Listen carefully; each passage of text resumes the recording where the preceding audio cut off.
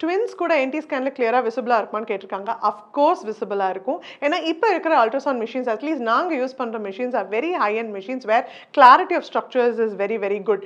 இதில் நம்ம மேலேருந்து பார்க்குறத தாண்டி நம்மளுக்கு சப்போஸ் வயிற்று திக்னஸ் அதிகமாக இருக்க அம்மாக்குன்னா அடிவழியாக பார்க்கும்போது டிரான்ஸ்ஃபர்ஜனலாக பார்க்கும்போது ஸ்ட்ரக்சர்ஸ்லாம் ரொம்பவே கிளியராக இருக்கும். ட்வின்ஸ்னு பார்க்கும்போது ஒன்று நாங்கள் பார்க்குறதே சைட் பை சைடில் பார்ப்போம், இல்லை ஒன்று மேலே ஒன்று கீழே இருக்க வாய்ப்பு இருக்குது.